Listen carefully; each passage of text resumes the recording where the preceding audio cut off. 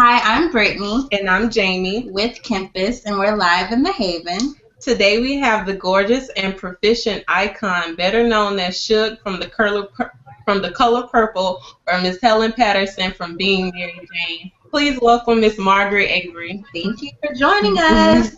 Thank you for having me. I'm in California, Los Angeles, and the sun is about to go down, so hopefully I won't look like a little ink spot in a minute.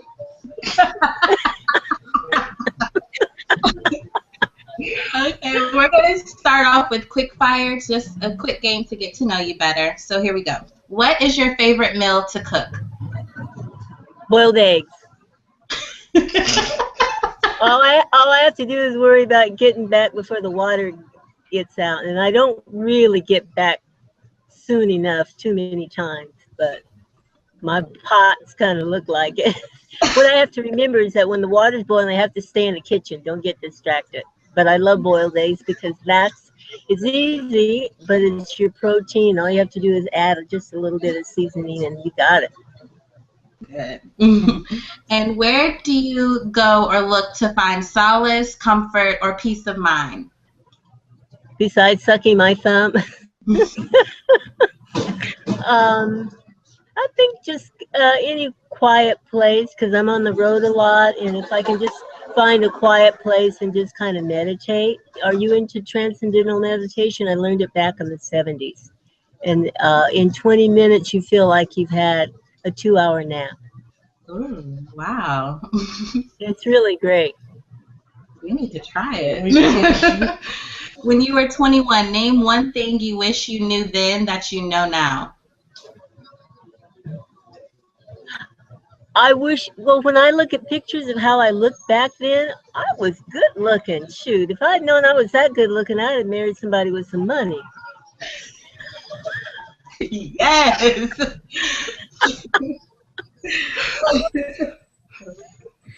Okay. And what is the key to reaching happiness? Being happy with yourself. You got to start with that. You got to love yourself and like yourself. Haven't you met people who just aren't happy? They're not happy with themselves, and they make other people not happy around them, you know? So you got to start with that. And a little bit of money would help. Yeah, money's good. That really helps. And what was your most embarrassing moments while on the set? Oh, I know. I'll tell you something. Years ago, I used to have an allergy, and I never knew when it would come up, and it was like my lip would swell up. I mean, like somebody had hit me, but it would just be one spot, and it moved. And it was very weird. And so I always have to carry pills with me for that. And because it would start out like like something bit me. So that was embarrassing to have a big lip like that. You have to lie and say you ran into a door or something. What distractions do you believe negatively affect our youth today? What obstructions? What distractions? Oh my goodness, everything. I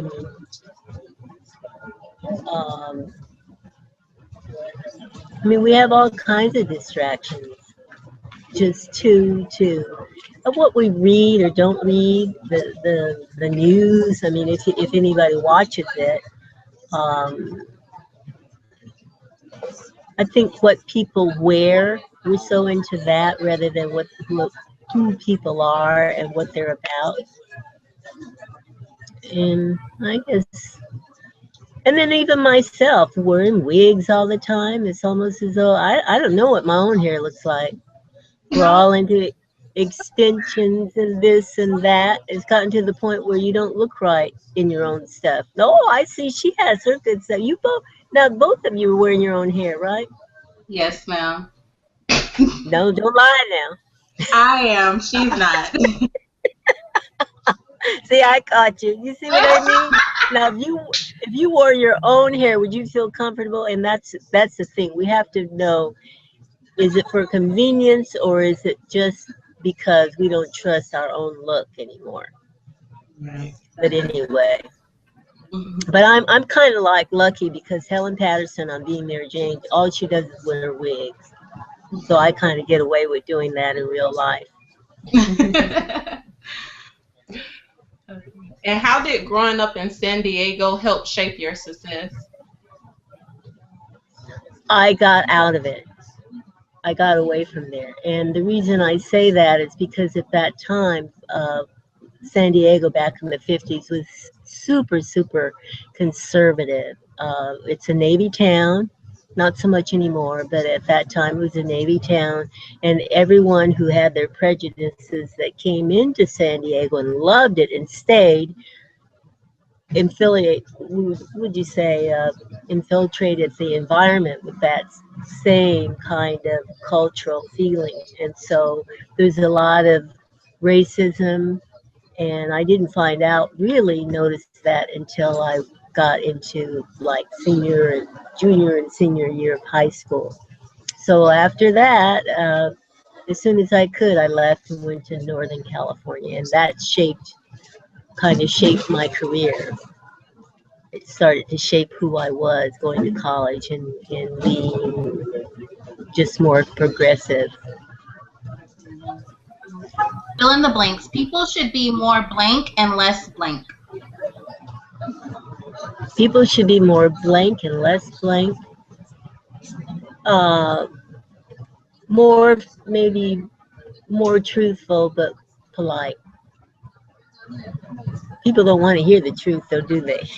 No, truth hurts. And also finish the blank. I wish people knew that I was blank.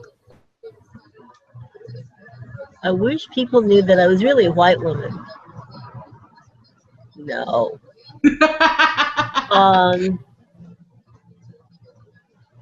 What would they know? I think they know it. I mean, with multimedia now, they know everything. They know about me more than I do. Exactly. I have to go on the internet to find out stuff about myself.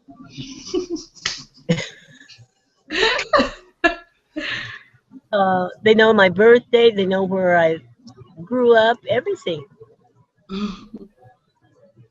I don't think there's anything else they need to know about me. You got to have some kind of privacy. True.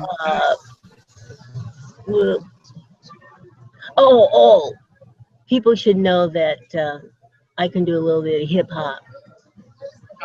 Oh. Yeah. But don't tell anybody. I have to have something to myself. Okay. And in my spare time, I enjoy. In my spare time, I enjoy reading.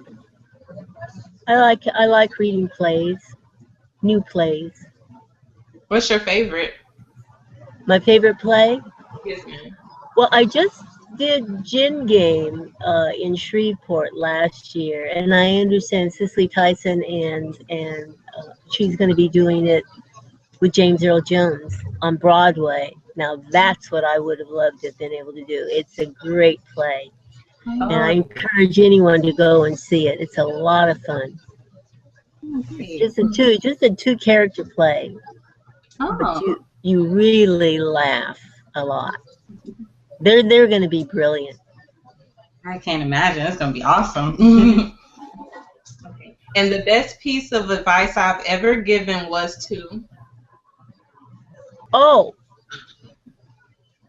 Somebody did tell me that I'd given them some advice. I give advice all the time, but I just don't remember because people are always telling me, you told me to do this and do that.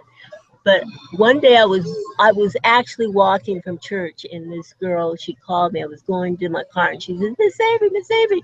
And I turned around, and she says, oh, Miss Avery, I wanted to thank you for telling me. Remember, I was sitting getting my pedicure, and you were sitting right next to me, and you told me this is about 3 years ago. Just keep your mind. She was all distraught at that time about her boyfriend. I said, girl, I had told her, she reminded me, just keep your mind on what you need to be doing and do it and along the way, you will find your mate. Somebody you're gonna, when you least expect it, you will meet somebody who likes doing the same things that you're doing. And she says, that was the best piece of advice. I thank you so much. I'm with so and so, and we've been together for 4 years. Da da da da.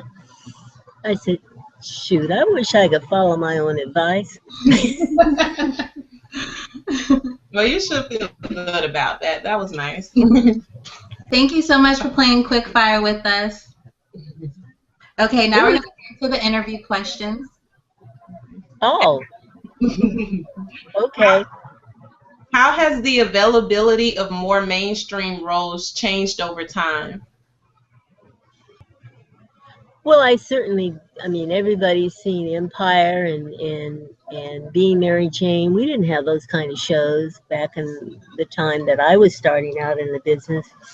And that's a result of more blacks being in decision-making positions and being in more creative and writing things, and the network seeing that, hey, this is box office, this is good. So I see the younger women of color in leading roles, and that's wonderful. Now we just need to have older women doing stuff. Yes, ma'am. Mhm. What are the pleasures of working with battered women and at-risk children? I enjoy seeing them, their self-esteem coming about them. You know,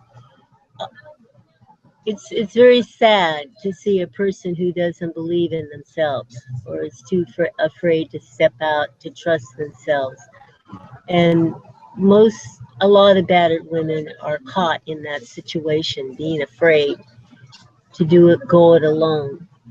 And the children, I think with working with them, they've been silent for so long, afraid, and to see their eyes start to light up and to feel that they're in a safe environment, and to start smiling, just to see a child smile is good. I mean, it's sad to see a child that never smiles. Yeah. Yes.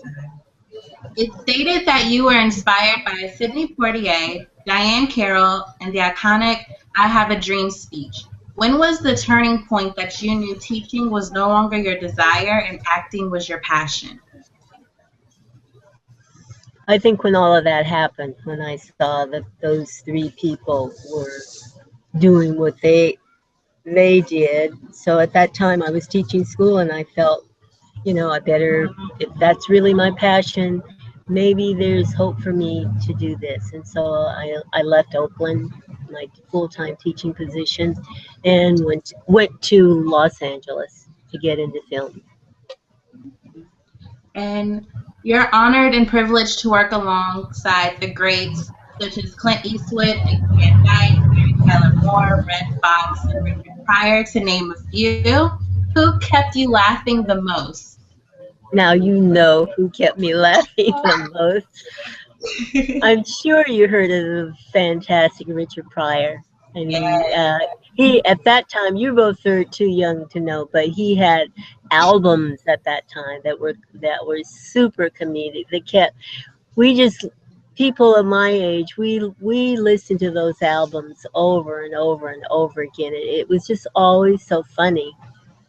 And I would just have the opportunity to see his daughter, Rain Pryor. She has a one-woman show, and it's just fabulous. She really does her own thing, and it's wonderful. If you ever get to see her one-woman show, it would be a good one to see. Great.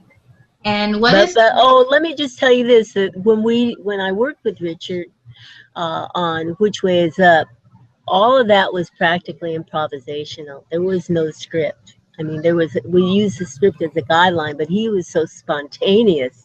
You just had to just go with him in the moment. And in the kitchen scene of Which Way Is Up, I was just laughing. It looked like I was crying, but I was going.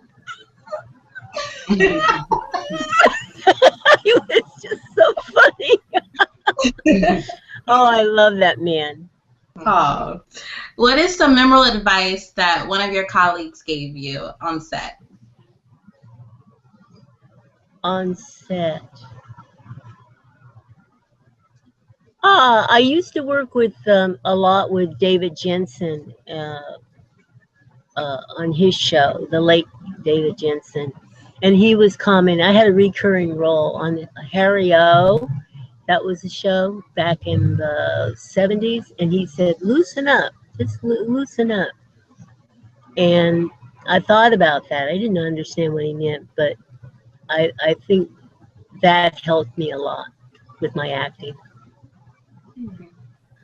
And once you set your mind on your goal of achieving an acting career, you went right into it. You moved, cut your hours, and started substitute teaching on top of taking acting, singing, and dancing classes.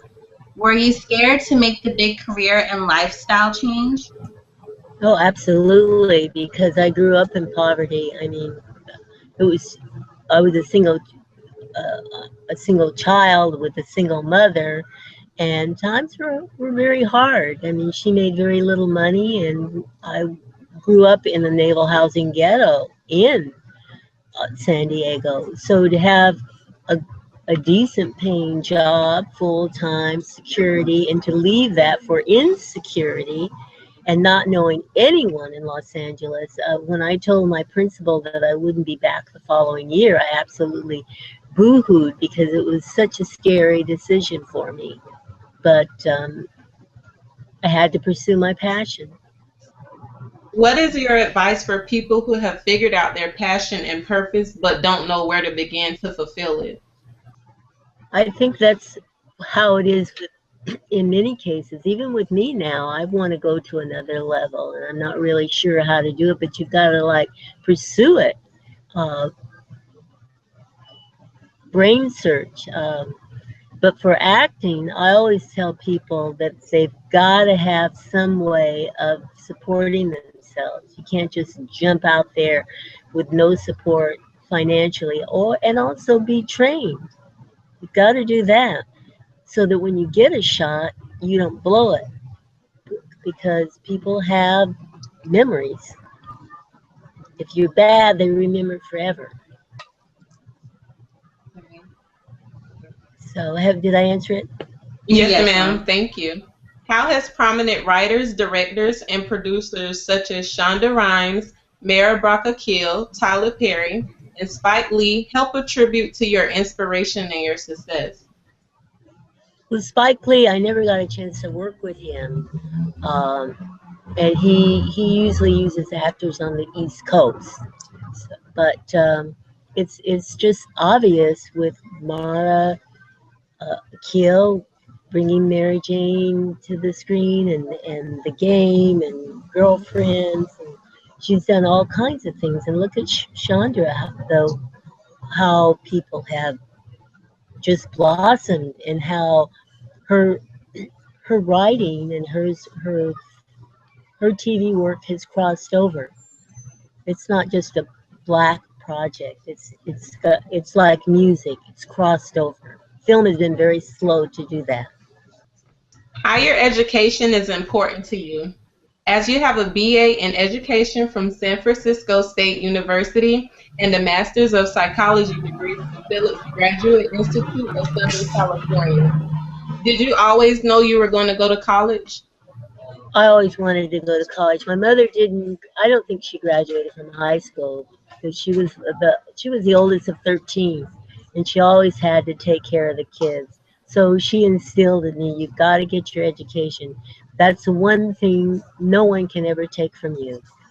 So I have turned down, it was a couple of guys I wanted to marry, but they didn't have the same aspiration as I have. One was when I wanted to go to college. He didn't want to go, so that was that. And the other was when I decided to leave San Francisco to pursue my dream and passion. He didn't want to move to LA, so I've always been goal driven. Not knowing, once again, that other question, not knowing how I was going to do it, but you got to follow your passion. Well, that's great. You didn't let relationships deter you away from your dream and your passion. Mm-hmm. And both of them were, it's like you want to meet the right guy for your children and your soulmate. So it was hard to make that decision, but I knew that if this was what I wanted to do, I never wanted to look back and say, what if? What if I think that's the biggest failure, is to have never tried.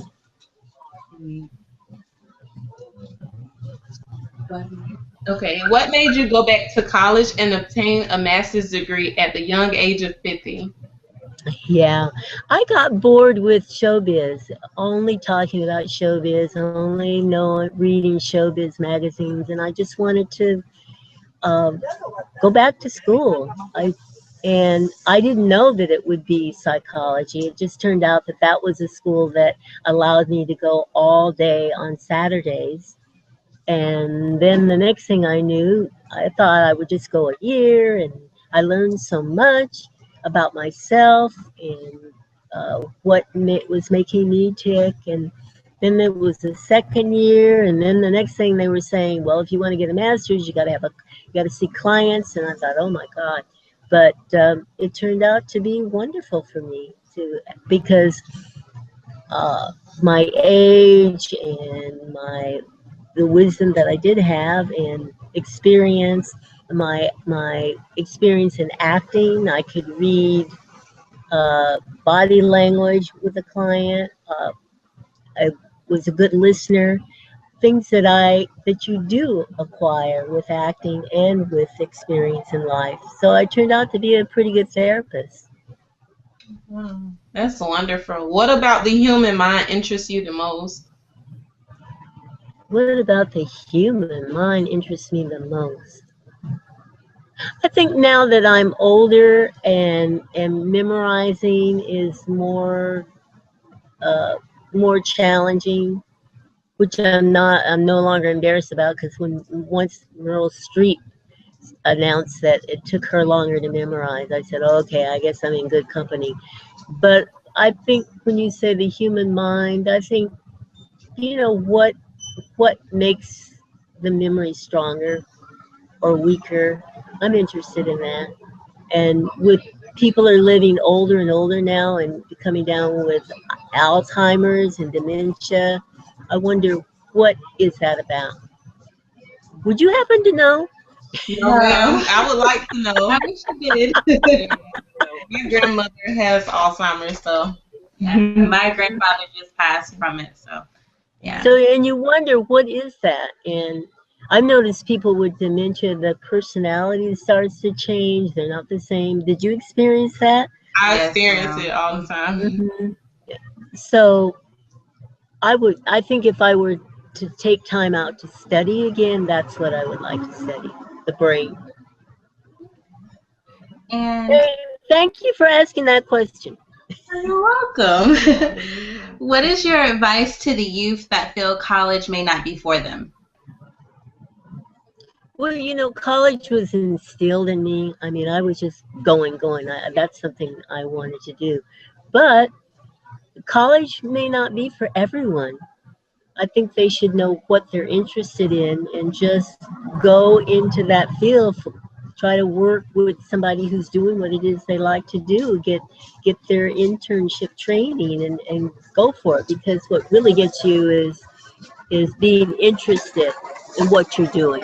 Somebody just went by with a roller skate. Okay. And along with yourself, sitcom Martin star Tashina Arnold and America's Next Top Model star Mercedes Short have taken a stand to further research and education on lupus. How did you become passionate about the foundation? About lupus? Well, it kind of interested me years ago, because I found out that there was a coworker that I had in Los Angeles, Unified School District, who had lupus. I didn't even know she had lupus at that time. And after I stopped working there, I just stopped by to say hello, and I was told, oh, she's no longer with us, like a nurse would say when someone's died. And I said, well, what's going on? And they said, she had lupus. And then there was someone else I knew, a male who had lupus. And so then once I got cast in Being Mary Jane as Helen Patterson, the character has lupus. I started to do research on it, and it's quite a little sneaky disease. It's cruel in the fact that you think it's over, and then it comes back, and then when you do have it, it just zaps your energy. You can't be or do the things that you've done. So I'm hoping that it will raise the awareness to the people out there who do have it. And there are more African American women with it than any other culture, ethnic group. So it's a sneaky disease. Oh, I didn't know that. We love the tough love that your character, Helen Patterson, provides to her family. How do you approach giving tough love? I guess with Helen Patterson, it's pretty timely because of what's happening in today with the United States, with so many pregnant teens that unmarried. You want to question their values, you know. And I think, you know, as a parent, you want your child to be able to make good choices. I mean, any parent will tell you that when my last breath is drawn, I want to know that my children can take care of themselves. So that's the kind of love that's coming from me as the actor when I talk to my children, because it's also the frustration of seeing them not realize their highest good. And what do you want your body of work, your character, and your mark on this earth to ultimately represent? I think all actors want people to think of them as being competent actors, you know. And a lot of that comes with being lucky enough to be in good projects. I mean, Color Purple really put me on the map. But as a person, I would like to think that I inspired people or tried to help them to be their best. And of course, I hope to soak up that from other people so that I can continue to be my best. Well, that's all the questions we had for you. We hate that you didn't have too few.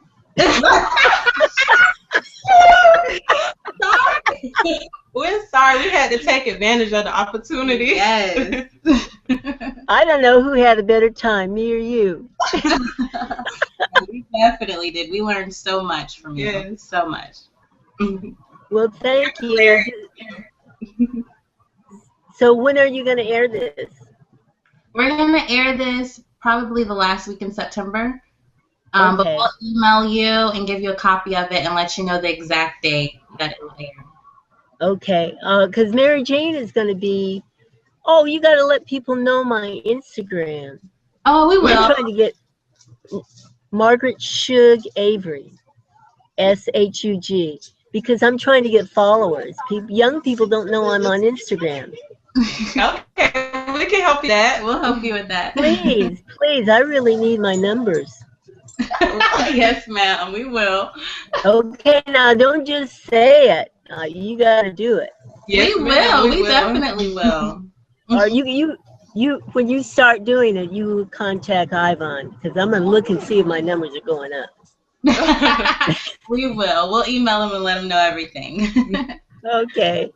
Thank you so much. Thank you so much. It was a pleasure. It was a pleasure. Nice to meet you. Okay. Bye-bye. Bye.